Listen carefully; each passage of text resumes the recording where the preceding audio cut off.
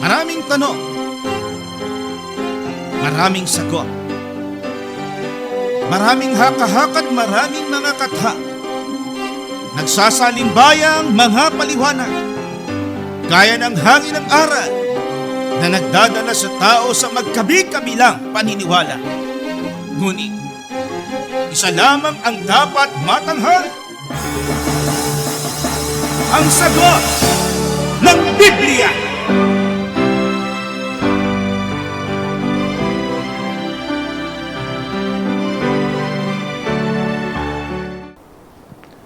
Gaya po ng inyong narinig, mga giliw naming taga-subaybay, sa palatuntunan ito na ang kabanal-banalan, ang bahagi pong ito ng ating programa ay pinamagatan po nating ang sagot ng Biblia.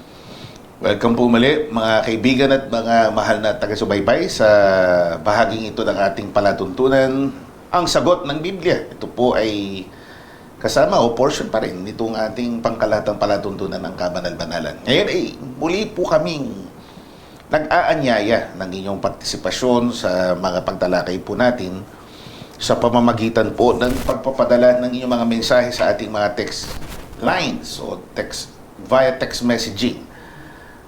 Ang ating mga numero ay ang mga sumusunod: 0927-140-3782, 0927-140-3782, 0909-555-5009, 0909-555-5009, 0991-419-2027, 0991-419-2027. Ating website naman ay mostholychurch.com. At ngayon ay ang mga popular social media platforms ay pwede rin nyo kaming bisitahin, at dito rin pwede kayo mag-post ng inyong mga mensahe, and of course observe po natin ang kortesiya sa ating pagpo-post ng mga questions at mga pabati. Sa ating mga meta pages o Facebook, MHC Media, yan po ang i-type inyo kung kayo ay magbubukas ng inyong search bar sa inyong Facebook accounts, MHC Media o ang Kabanal-Banalan. Or dito naman sa ating YouTube channel, The Most Holy Church. The Most Holy Church, dyan po sa ating YouTube channel.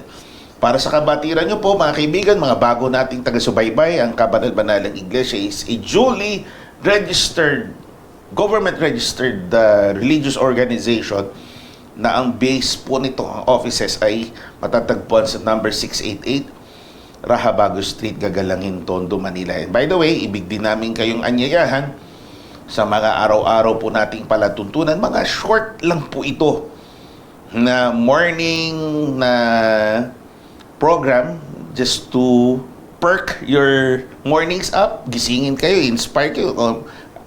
Hindi naman kahit papano dahil ito'y scriptural, very inspirational na mga programs po natin, especially itong pinabagitang Blessed Day from Monday to Friday, 7:30 to 8. Please spend a little data sa inyong mga internet. Baka kayo nakikinig ng music, baka pwede nyo isingit mo yan, 7:30 to 8 in the morning via Facebook and YouTube, 6 naman hanggang 6:30 din ng umaga. At itong napapanood nyo po ay every Sunday 4 to 5 ang sagot ng Biblia.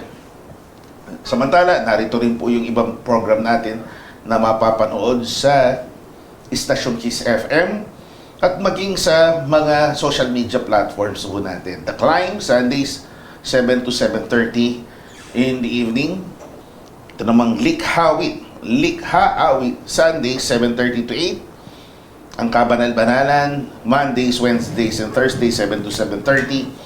Full Life, Tuesdays and Fridays, 7 to 7:30. Ang sagot ng Biblia, dito nga sa bigyan natin kanina, Sunday, sa Kiss FM na nasa FM station naman, Saturday, 7 to 8 in the evening. Kami po ang inyong mga lingkod, kapatid na Gabriel, Brother George Quirino. Kasama po natin sa paglilingkod na ito ang minamahal nating kapatid na Danilo Francisco, Brother o Elder Uziel. Salamat po sa inyong patuloy na pagsubaybay sa programang ito. Papasalamat din po kami sa Diyos na nagbibigay sa atin ng pagkakataong gaya nito upang matugunan po ang inyong mga katanungan sa pamamagitan ng Biblia. So narito po ang unang katanungan for today. Kapatid na usual at mga mahal naming mga taga-subaybay. Ang christening ba ay isang bautismo, ay siyang bautismo na ayon sa Biblia? So yung word na christening, of course it is a word that came from the name Christ. Pagiging Kristiyano o christening, it's an English term na loosely in Tagalog ang tawag ko binyag. Yun po ba, kapatid na usual, ay siyang bautismo na ayon sa Biblia? Na yung paraan ng pagsasagawa nun winiwisikan. Hindi po nilulubog sa Opo. tubig. Pagka po yung ang tinutukoy niya na christening nitong nagtatanong, yung pagwiwisik ng tubig sa isang sanggol, natitiyak po nating hindi yon ang bautismong ayon sa Biblia. Dahil ang bautismo po na ayon sa Biblia ay mababasa natin sa sinabi ng ating Panginoong Kristo Jesus. Narito po sa San Juan 3:3, kasama po ang 5.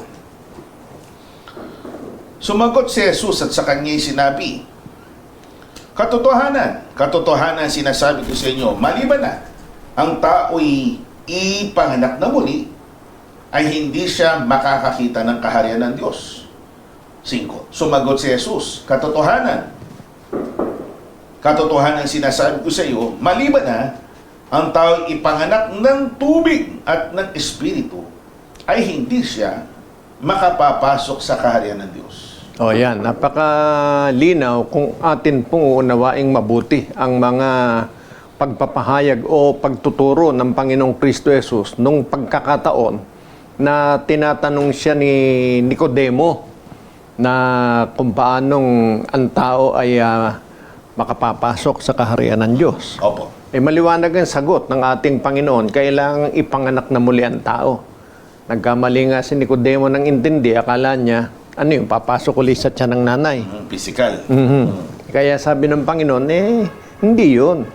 Kasi ang tinutukoy talaga ng Panginoon na panganganak, hindi yung nanay niya ang magpapanganak na muli sa kanya, kundi ang tubig. Opo. Kaya doon, maintindihan po natin, ang tinutukoy ng Panginoon na bautismo, ipanganganak ng tubig ang tao. Kaya kung ipanganganak ng tubig, hindi pwedeng wisik lang na gaya ng christening na ginagawa para ang tao ay tawagin nila na Kristiyano.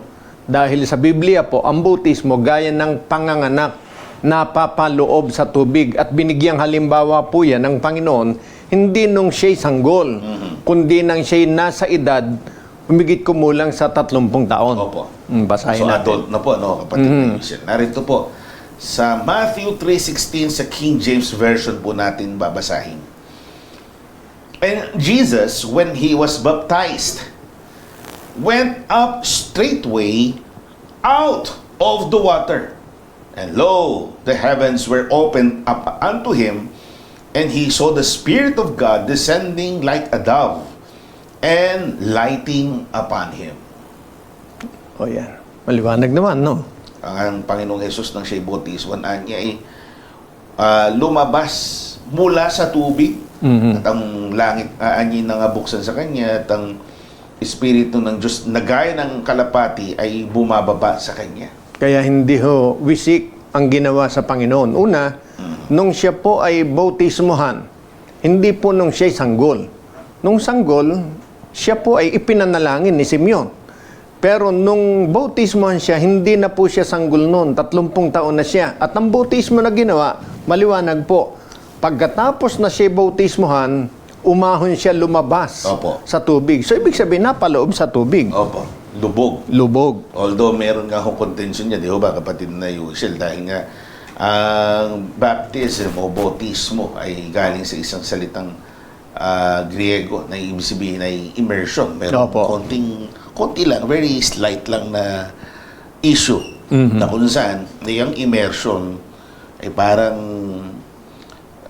hindi totally lubog na sinausaw lang, parang ganon. dahil may separate term talaga na yung totally lubog ka, submersion naman ang tawag. Gamit yung unlapi o yung prefix na sub, meaning ilalim, talagang lubog. Mga kaibigan, yung immersion talaga, it's really totally lubog. Ang difference lang dun sa wordplay na submersion tsaka immersion. Yung submersion ho kasi, oo, lubog totally, pero at a point na pag sinubmerge ka, Doon ka na. hindi agad-agad iniaahon, matagal na, or kaya permanenteng nakalubog. Opo. Yung immersion. Parang submarino. Opo, Submarine. Opo. Pagka siya po naglalakbay na from point to point, kailangan nakalubog siya totally. Kaya ang tawag sa kanya, sasakyang dagat na submarino. Yung immersion naman, oo, nakalagay to deep, sausaw. Pero hindi ibig sabihin, may natirang parte ng katawan Na hindi lubog. na hindi lubog. Yung immersion is saglit na ilubog talaga, totally. Tapos iniahon agad. Yun yung that is what we can glean doon sa paliwanag mismo ng Biblia. Kasi baptism, immersion, si Kristo nanggaling talaga totally from the water. He came out of the water. So meaning he was inside yung body ng water, nasa loob siya. Totally, nakasubmerge siya. Immersed siya sa tubig at umahon. Kaya yung unang bautismo talaga, officially, na pang Kristiyano, pang Iglesia, ay totally lubog. Opo. Ito'y ginawa mismo ng ating Panginoong Kristo Jesus. Na sa simpleng paglalarawan niya, ipinanganak. Yun mismo. Siyempre, ang ipinanganak galing talaga sa loob ng tiyan. Wala kang nakikitang anumang nakalabas. Opo. Di ba? Ganon. Opo. So, yun ang kalagayan, napaloob mismo sa tubig ang tao. Kaya, kung gayon ang kalagayan niya, lumabas siya sa tubig, ipinanganak ng tubig. Yun ang bautismo na binigyang halimbawa ng Panginoon. Opo. Sa issue naman na bakit hindi tayo gumagamit ng binyag. Although, loosely, kasama po yan sa wika nating Pilipino, wikang Tagalog, ang pagbibinyag. Lamang, yung etymology po nito ay medyo questionable. Kaya hindi po siya applicable doon sa ritual na paglulubog talaga. Opo. If we can just consult, kapatid na Yoshel, para po sa kabatiran na ating mga kaibigan, yung binyag from dictionary, of course, itong dictionary gumagamit din ng mga references. Ang binyag, according to the vocabulario de la lengua Tagala, loosely, ibig sabihin, vocabulary of the Tagalog language, 1860. This word, referring to binyag, is from Brunei, perhaps Brunei Malay. So, specific po ang tawag sa kanya. Which originally meant to pour water from above, which was an ablution ceremony done by an imam while teaching Islam, and was possibly later applied to Christian baptism. So, yun, kapatid na Yushel. Hindi siya tayo tumututo dahil integrated na nga po siya sa wika nating Tagalog o Pilipino. Lamang yun nga, ang kahulugan po talaga niya, yung pagbubuhos lang Power. Parang Pouring. pagwiwisik lang. Wisik, pouring from above nga So, hindi siya within na nakalubog yung katawan ng tao dun sa cleansing ritual. Although ito, ginagalang natin, cleansing ritual din po ito ng mga kaibigan nating Muslim. Sa kanila nga galing yun yung rite na yun. It's an ablution rite. Ibig sabihin, paglilinis din, cleansing na ritual. So, ang gamit na binyag, although accepted in our society, na siya ring bautismo, sa kabanal-banal ng Iglesia at Biblia hindi ginagamit. So, mas applicable yung bautismo dahil ang bautismo is an outright na lubog. Yung binyag, yun nga ho, Pagwiwisik lang. Kaya, ang sagot, yung christening ba, siyang bautismo na sa Biblia? Sa tuwirang sagot, hindi po. Dahil ang bautismo na ayon sa Biblia, lubog ayon po sa halimbawa ng Panginoong Kristo Jesus. Salamat po. Sana po ay naunawaan natin at masampalatayan na natin yan. So, ang kasunod na katanungan, may popost po yan sa ating mga TV screens. Totoo ba ang lahat ng nakasulat sa Biblia? Eh kung ang tanong yung totoo dyan, ibig sabihin tama ba? Ay opo. At ang dahilan po, kaya nasisigurado nating tama, nakasulat po sa pahayag ni Apostol Pablo. Sa pangalawang Timoteo 3:15 hanggang 16. At mula sa pagkasanggol ay iyong nalalaman ang mga banal na kasulatan na makapagpadulong sa iyo sa ikaliligtas sa pamamagitan ng pananampalataya kay Kristo Jesus. Ang lahat ng mga kasulatan na kinasihan ng Diyos ay mapapakinabangan din naman sa pagtuturo, sa pagsansala, sa pagsaway, sa ikatututo na nasa katwiran. Oh, yan. Napakalinaw po naman. Lahat ng kasulatan, kinasihan ng Diyos.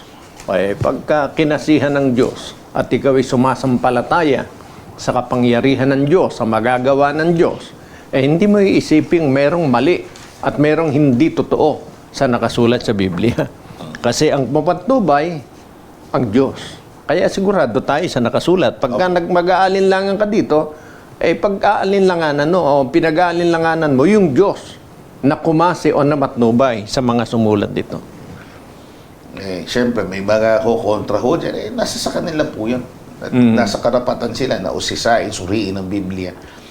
Kahit nga yung kalit-litang detalye, punctuations, mga contradictions, nasa sa kanila naman po yun. Hinahanap nila. Pero kung kami po tatanungin at Biblia sasagot, makatotohanan ng nakasulat sa Biblia sapagkat ito'y sinasampalatayanan nating nalikha sa paggabay ng Diyos, sa pagkasi ng Kanyang Espiritu.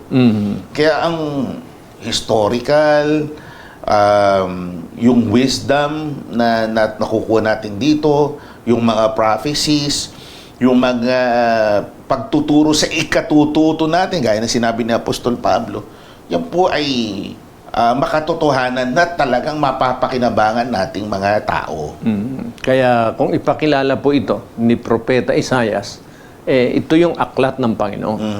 At mababasa natin yan sa Isaias 34 at 16. Inyong saliksikin sa aklat ng Panginoon at inyong basahin. Kahit isa sa mga ito ay hindi magkukulang. Walang mangangailangan ng kanyang kasama, sapagkat iniutos ng aking bibig at pinisan sila ng kanyang espiritu. Oh, yan. Dati magkakahiwalay ito. Iba-ibang aklat ang kinasulatan nito. Pero ngayon, magkakasama. Sabi ng Panginoon, pinisan ng aking espiritu. Ibig sabihin, siya ang nag-udyok sa mga kasangkapan para ito'y mapisan, mapagsama-sama na maging gaya ng isang aklat na ang tawag, aklat ng Panginoon. Wala pong iba kundi Biblia ang tinutukoy. Kaya ito po ay napakahalaga. Aklat ng Panginoon ito, kaya hindi pwedeng pag-isipan ng tao na merong mali, merong hindi naaayon sa kalooban ng Diyos na dito'y nakasulat. Tiwala po tayo mga kaibigan sa Biblia. Although, yun nga, sinasabi natin, may mga nagpapahayag ng kanilang argumento, nagpo-post sa social media, sa YouTube, dinedebunk nila yung Biblia. Pinapakita nila how unreliable the Bible is. Sa perspective po nila, may mga, this was subject to, yung construction nito, yung pagbuo ng Biblia ay subject sa paghawak ng tao. Siyempre, along the way, magkakaroon po ito. Nagkaroon ng human factor Nagkaroon ng involvement ng kamay ng tao. Pero, yung teksto, yung espiritu ng mga pagtuturo, hindi na kompromiso ko yun. At ito ay mamamalagi na talagang kapaki-pakinabang para sa atin, lalo na kung pag-uusapan natin ay ang kaligtasan ng ating mga kaluluwa. At mas malamang, yung mga nangungwestiyon tungkol sa kredibilidad nitong Biblia, mas malamang po na may ibang aklat na gustong itaguyod, ipakilala sa tao na mas may kredibilidad di kanya kaysa sa Biblia. Yun ang talagang karaniwang intensyon ng iba. Kung wala naman silang ipopromote na ibang aklat, marahil, gaya ng mga presidente, katulad ng presidente sa Pilipinas, pagka sila'y nanunumpa, kinikilala nila ang Biblia. Opo. Pinapatong nila yung kamay nila sa Biblia na katunayang kahit sila'y presidente, nasa ganong mataas na posisyon, ginagalang at kinikilala nila ang Biblia na mas mataas sa lahat ng aklat na meron dito sa Pilipinas. So, ini-endorse ba natin ng Biblia? Siyempre. Hindi lang ho personal endorsement namin yan, kundi the Bible alone can stand for itself na magsasabi it is a credible source of wisdom. Gaya sabi nga natin, ulitin natin yung mga propesiya, lalong-lalo na po yung salvation, kaligtasan. Makikilala natin ang karakter ng Diyos. We will know Him better mismo sa banal na kasulatan. Salamat po. Masampalatayanan po nawa natin ang bagay na ito. Tayo po ay magbe-break ng maikli. Pakinggan natin ang tinig ni Sister Elijah. Sister Eunice Lopez, again from Malolos City, Bulacan, ang pamagat ng kanyang awitin sa Panginoon, lyrics and music, courtesy of Brother Johanan, kapatid na Jonathan B. Cruz. Pakinggan po natin si Sister Elijah. Kapayapaan po sa ating lahat, lalo na po sa aming mga taga-subaybay sa programang Ang Kabanal-Banalan. Ako po si Sister Eunice, isa po akong mga awit sa loob ng Kabanal-Banalang Iglesia.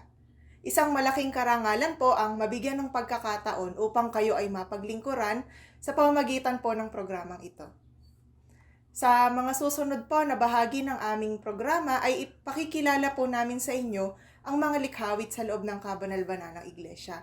Ito po ay ang mga orihinal na komposisyon na kinasangkapan po ang members ng aming church upang mabigyan ng kapurihan ng kataas-taasang Diyos.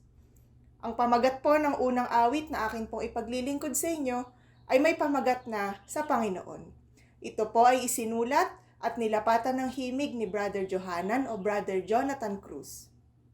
Ang awit po na ito ay nagsasabi na marapat lamang po nating ibigay sa Panginoon ang mga pagpupuri, pag-aawitan at mga gawang kalugod-lugod sa Kanya, at ito lamang po ang maibibigay natin sapagkat ang Panginoon ay sagana sa kagandahang loob at pag-ibig niya sa atin. Sana po ang awit po na ito ay magbigay po ng kagalakan sa ating puso.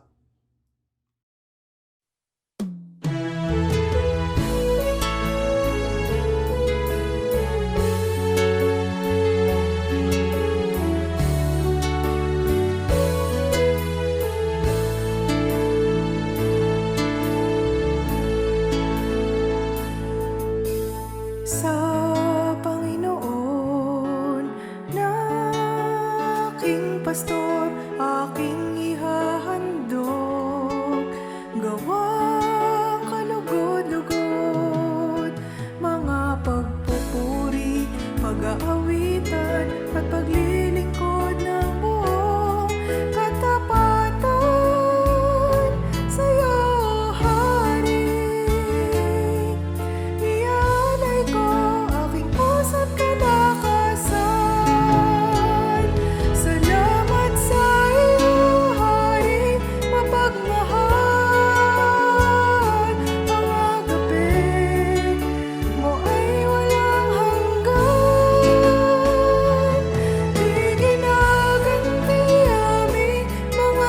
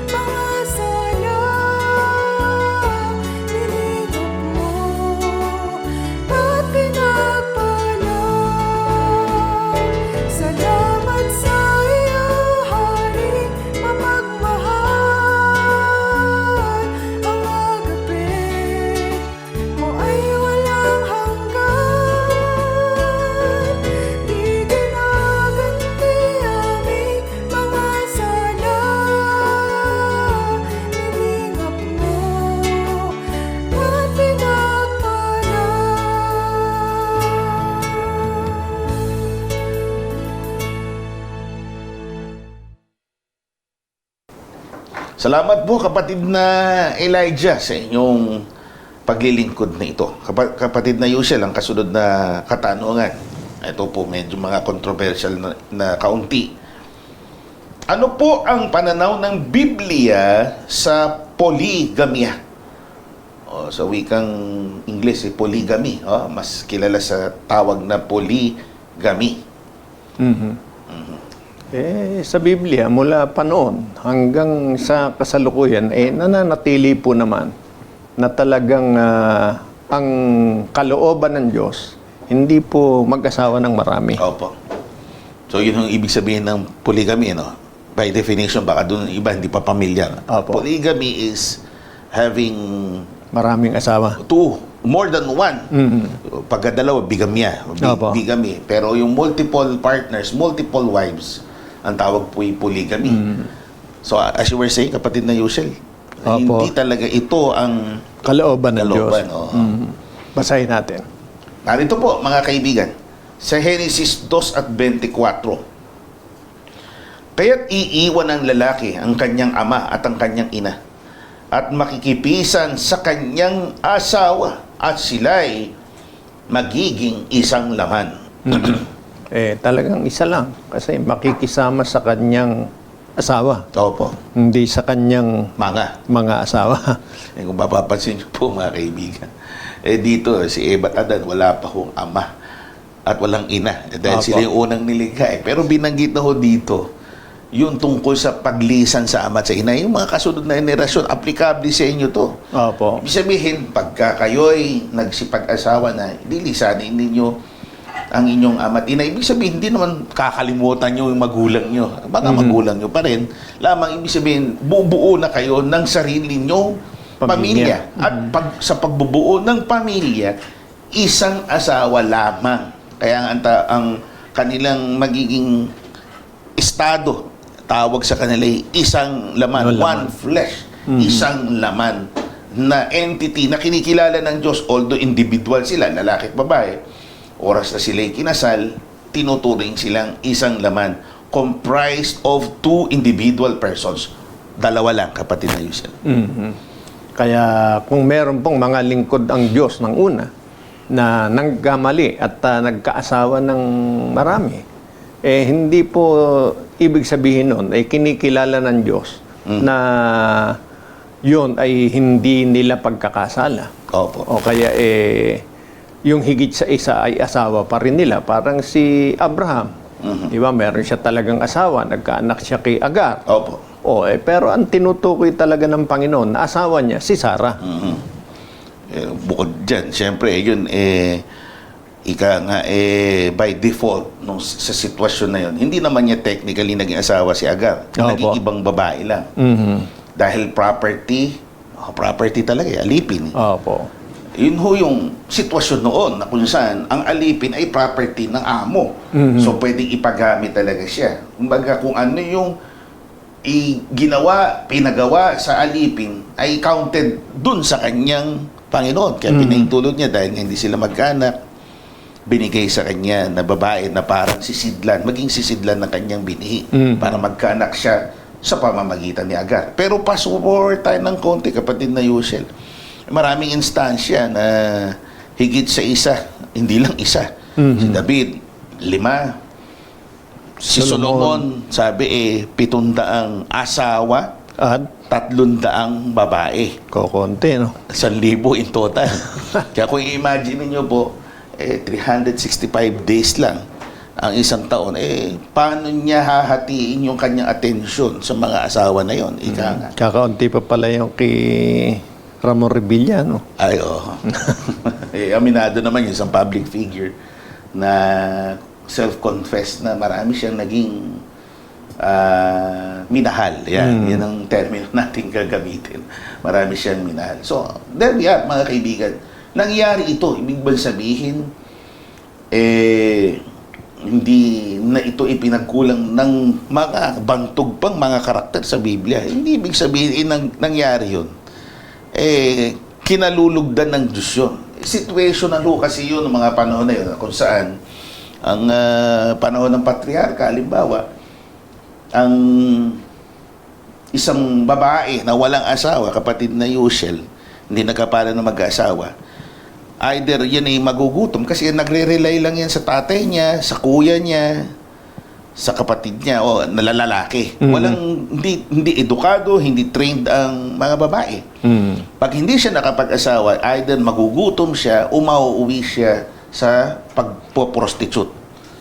So, para i-address yung mga sitwasyon na yun, mga kaibigan, dahil yung mga lalaki may mga asawa na, may umaako sa kanila, sinasalbas sila sa mga sitwasyon na yaon upang sila po ay maligtas under sa societal norms, sa panglipunang kayusan, hindi pwedeng maiwan ang mga babae, hayaan mo lang silang mamatay, hayaan mo silang magpatutot, Nung panahon na yun. mga panahon na yun. Kaya kinakailangan, may umako sa kanila, kailangan pakasalan sila para magkaroon sila ng tahanan, maproteksyonan ang kanilang well-being.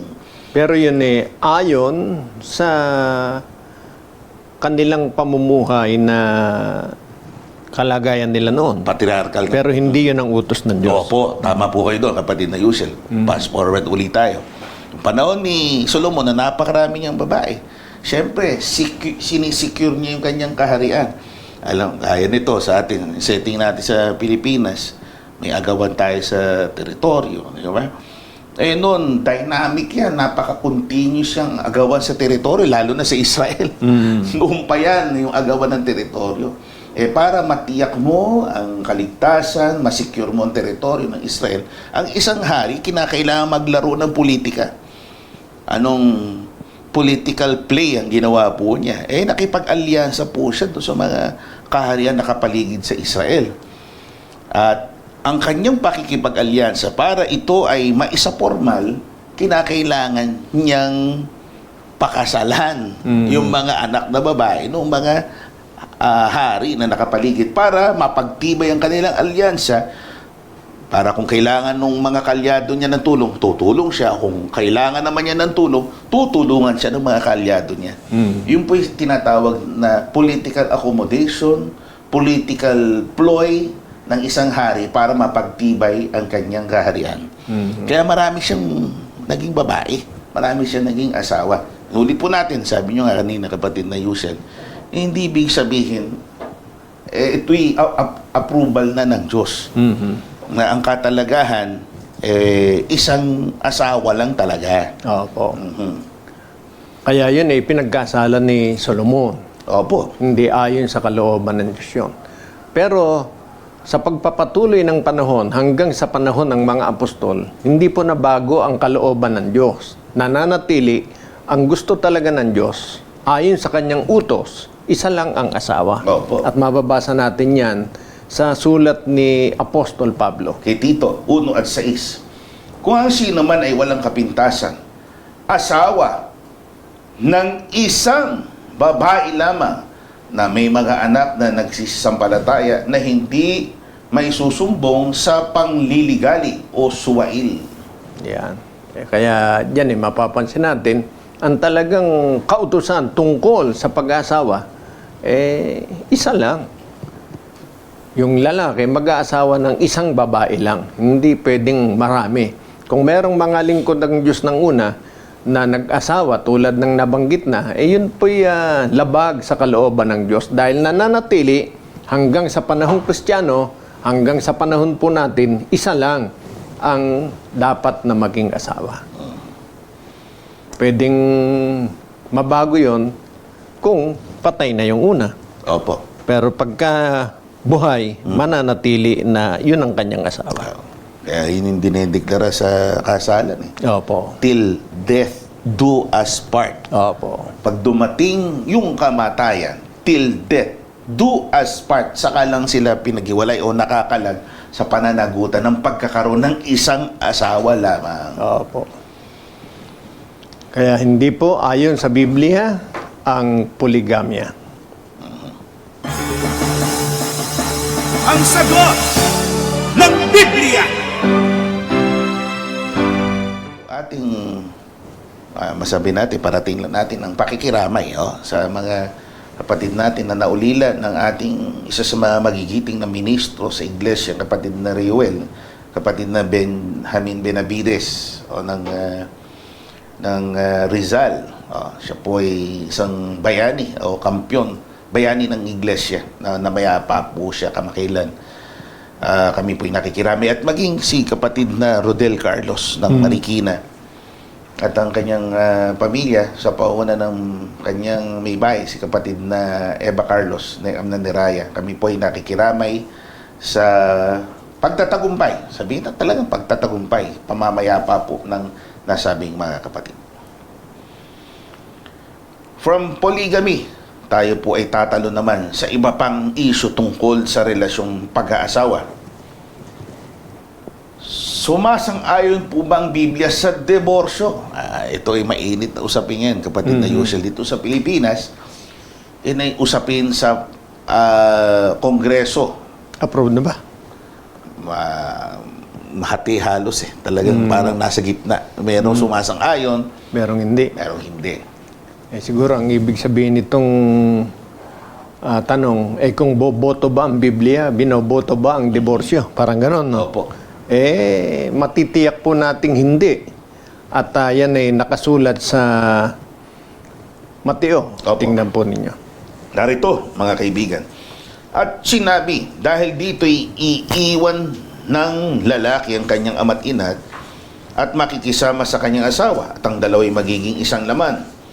Kaya nga, hindi na sila dalawa, kundi isang laman. Ang pinagsama nga ng Diyos ay huwag papaghiwalayin ng tao. Sinabi nila sa kanya, bakit nga ipinag-utos ni Moises na magbigay ng kasulatan sa paghihiwalay at ihiwalay ang babae? Sinabi niya sa kanila, dahil sa katigasan ng inyong puso ay ipinaubaya sa inyo ni Moises na inyong hiwalayan ang inyong mga asawa, datapwat buhat sa pasimula ay hindi gayon. Yan. Napakalinaw naman. Diyan po, ang pinag-uusapan pa lang yung paghihiwalay. Hindi pa po yung diborsyo. Kasi ito yung diborsyo, yun mismo yung pagpapawalang bisa Opo. ng kanilang pagkakasal. Ito, paghihiwalay pa lang. Kaya yung paghihiwalay, sabi ng Panginoong Kristo Jesus na tuwiran, hindi naman talaga ipinapahintulot ng Diyos yan. Kasi kamatayan lang ang pwedeng maghiwalay. Ngayon, sabi ng mga nagtatanong sa Panginoon, bakit inutos ni Moises magbigay ng kasulatan? Diretso ang sagot ng Panginoon, dahil sa katigasan ng inyong puso. So merong pinayagan noon, hiwalay. Siyempre siguro naintindihan ni Moises yung sitwasyon na kung saan pag mainit ng damdamin, sumisilakbo ang kalooban ng mga partido ng mag-asawa, kinakailangan siguro maghiwalay mo na kayo.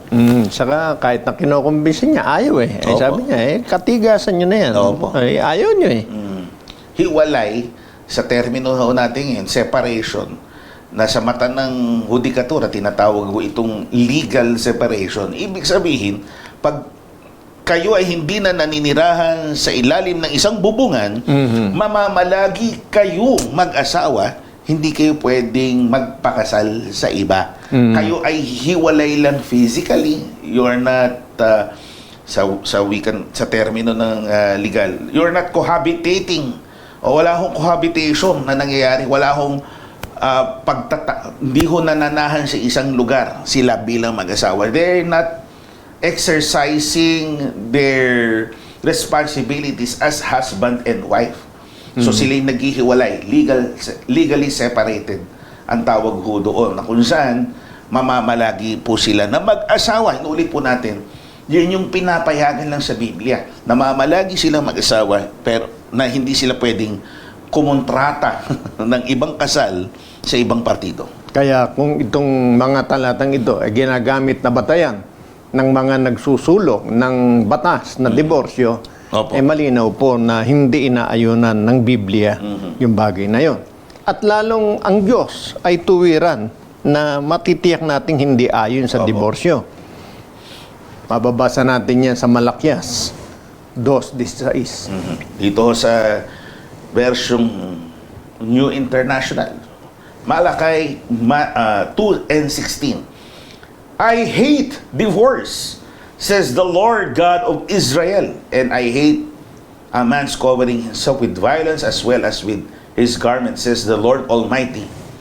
So guard yourself in your spirit and do not break faith. So yung first part, dito ay nag-express ang Diyos ng kanyang resentment, ng damdamin. I hate divorce. Yung word mismo na divorce. Nabi niya, hindi niya ibig. Ito'y kinamumuhian ko, ang pagdidiborsyo. Kaya sa Biblia po, ito wiran pong sinabi ng Panginoon, I hate divorce. Ibig sabihin kasuklam-suklam, ayaw ng Panginoon yan. Hindi po naaayon yan sa Biblia. Kahit ang paghihiwalay, yan po'y hindi utos ng Panginoon, kundi yan dahil sa kagustuhan ng tao, sa katigasan ng puso ng tao nung una pa. Baka sabihin naman ng mga tagapakinig natin, ganun pala kayo kasolid, parang wala nang puwang para sa inyo na maghiwalay. Paano kung ikaw you caught yourself, you find yourself in a bad romance, ika nga, in a bad relationship with your husband or with your wife. Talagang wala na, karapatan ko naman sigurong lumigaya. Mga kaibigan, ang stand ho ng Biblia talagang absolutely bawal. Ngayon kung kayo hindi naman nananampalataya sa Biblia, hindi naman kayo nagpapasakop sa paniniwalang ito, feel free na mag-avail niyan kung magiging batas yan. Opo. Hindi ho kami nag-i-impose ng aming doktrina na aming pananampalataya sa inyo na para bagang pinipilit namin sa inyo, kayo, makasalanan kayo. Hindi naman kayo naniniwala. Di ba? Hindi kayo naniniwala sa Biblia. Importanteng malaman nyo lang kung tayo po'y nagpapakilalang Kristiyano, hindi ho option ang divorce. Opo. Mga kaibigan. Kung ang mga mambabatas, marami silang isinasaalang-alang kasi nga ang divorce pag-iingat din sa pamilya, ari-arian. Yun yung mga kinukonsidera nila Yung hatian ng tapos yung future na magiging production ng kanilang earnings, so income, paano bang hatian yan? Yun ang inaayos dyan Tsaka nga totally, para wala ng ugnayan, lalo na yung mga battered women na biktima nga ng bad marriages, nasa sa kanila po yun. Pero as far as we are concerned, ang nakasulat sa Biblia, ang pwede lang, legally separated, ang diborsyo ay sinisimangutan. The Bible frowns on divorce. Hindi po ito pinapayagan. Kaya ang pag-aasawa, hindi po talaga basta ginagawa. Yan kailangang pinaghahandaang mabuti ng kalooban. Hindi po basta may mapirma lang sa kontrata, iniisip natin, kasal na, hindi ganon. Maselan po ito, ito'y talagang pananagot ang panghabang buhay. Kaya seryosong decision po ito sa buhay ng tao na hindi dapat na ginagawa na parang sige na nga o kaya ay napipilitan lang, parang naobliga lang. Hindi po ganon. Kailangan talagang buong puso at nahanda ang bawat isa na panagutan ito habang buhay. Pagpalain sana tayo sa ating marriage life. Tayo man ay nakararanas ng di pagkakaintindihan. Panalangin natin naging maayos po ang ating relasyon bilang mag-asawa. So, we will give space again sa ating kapatid na Elijah sa kanyang kasunod na awitin, I Need You, O Lord. Brother Asahel po ang kasangkapan, si Sister Joanna ang naging kasangkapan naman sa musika.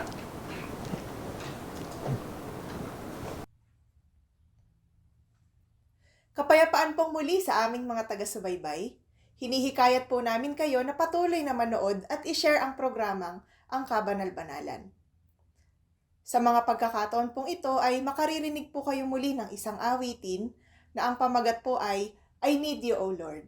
Sa panulat po ni Brother Asahel o Brother Ronnie Manarang, sa himig ni Sister Joanna May Francia, at sa music arrangement ni na Brother Tobaya Timothy Santos, Brother Bered Benjamin Leonardo, at Sister Ezra Mabutas. Ang awitin pong ito ay nagpapakita ng ating kababaan at pangangailangan sa ating kataas-taasang Diyos. Dahil siya lamang ang lumikha sa atin at nagbigay ng buhay sa atin, at siya lamang po ang makapagbigay sa atin ng kapayapaan ng ating puso. Kaya marapat lamang po na ibigay natin sa Kanya ang pagpupuri at pasasalamat dahil wala siyang katulad sa Kanyang kagandahang loob at pag-ibig sa atin. Sana po ay magbigay ng inspirasyon sa ating lahat ang awiting ito.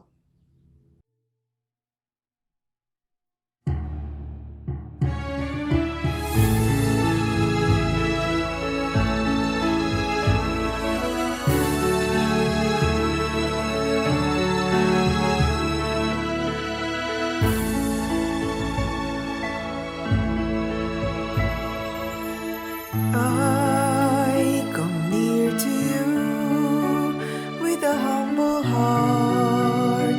Please, Lord, hear my imploration. You are the only hope my soul leans on. Have mercy, you're my salvation.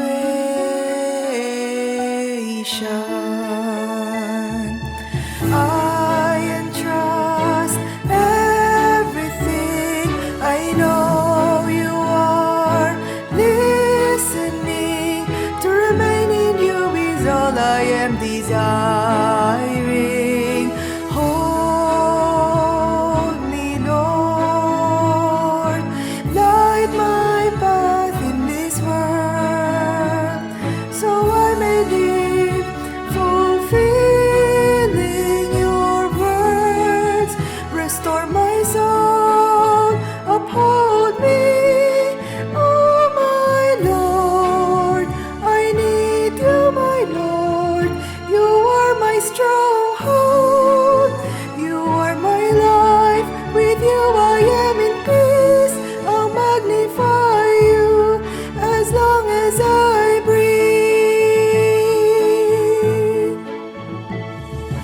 You are truly magnificent.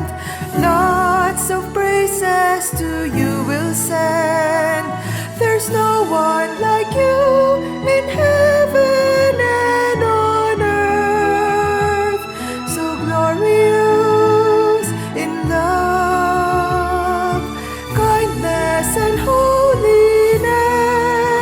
Restore my soul, uphold me, oh my Lord. I need you, my Lord. You are my stronghold. You are my life. With you I am in peace. I'll magnify you as long as I breathe. Restore my soul, uphold me, oh my Lord. I need you, my Lord. You are my stronghold. You are my life. With you I am in peace. I'll magnify you as long as I breathe. You are my life. With you I am in peace. I'll magnify you as long as I breathe.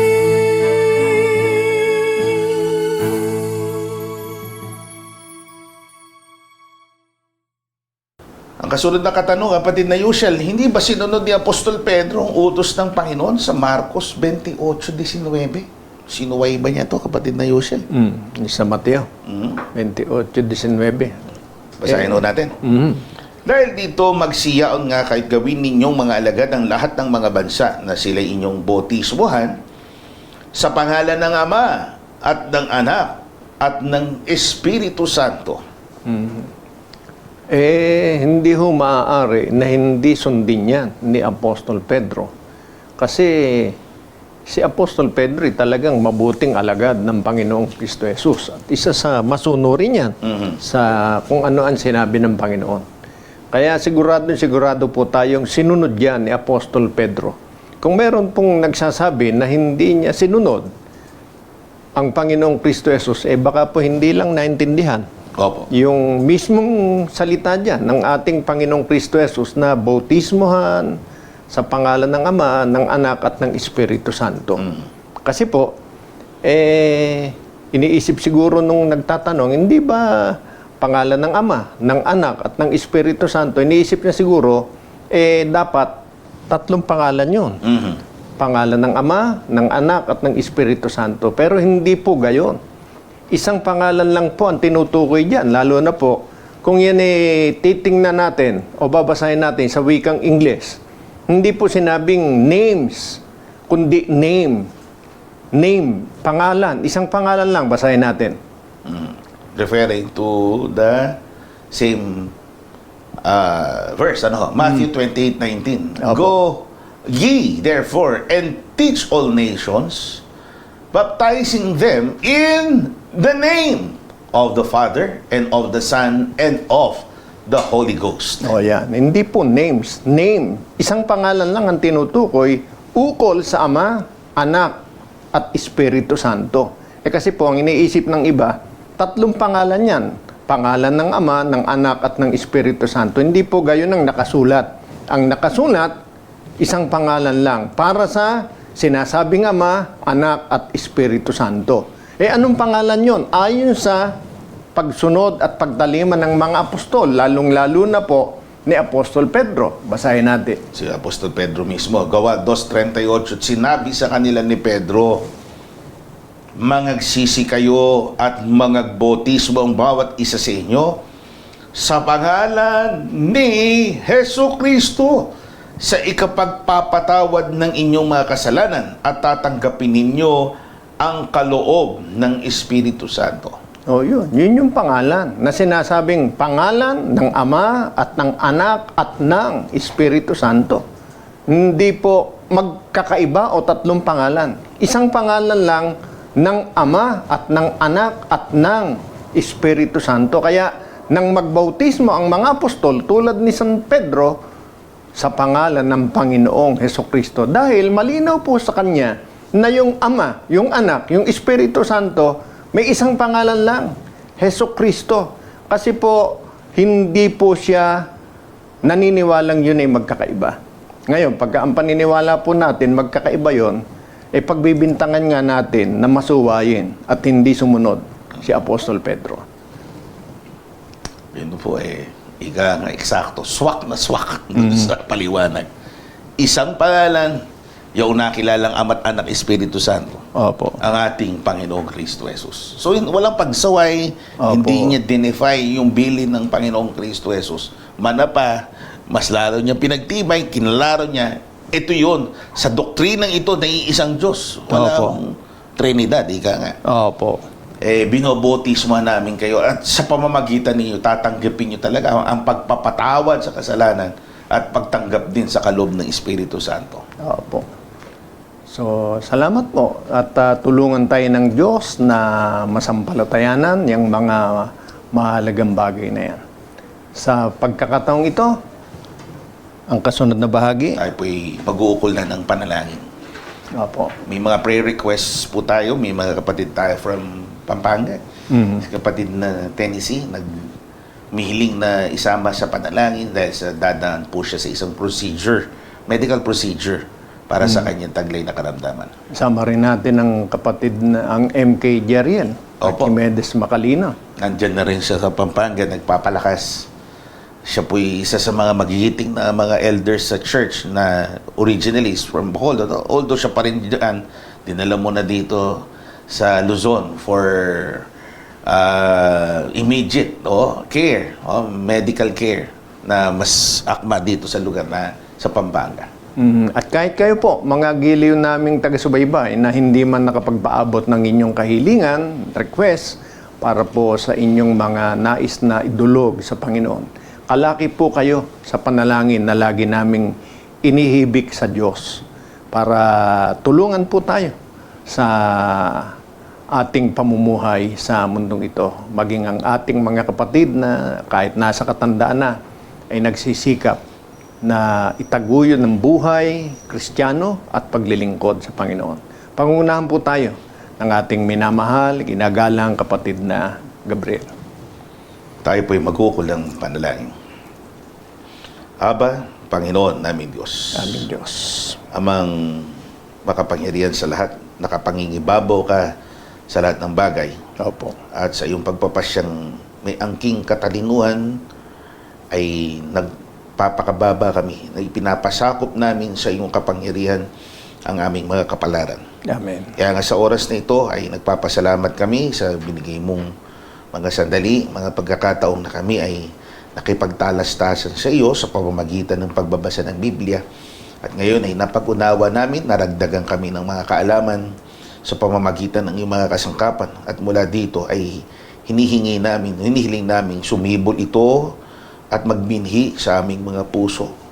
Magbunga ito ng pananampalataya para sa amin. At sa aming pagsampalataya ay sumama kami, malayang magpasya na umanib sa iyong kabanal-banalang iglesia. Amen. Kaya hindi na idinadalangin namin ang kapakanan ng aming mga kapatid na dumaranas ng sari-saring mga pagsubok, Opo. mga hamon sa buhay na ito, mga hamong pinansyal, mga hamong pangkalusugan. Opo. Hinihiling namin sa iyo, Amang Hari, na yayamang ikaw ay mayaman sa kagandahang loob. Opo. Bigay mo sa kanila ang katugunan. Hindi man agaran, ay sampalatayanan nila na pagkakaloob mo sa kanila ang kanilang mga kahilingan. Amen.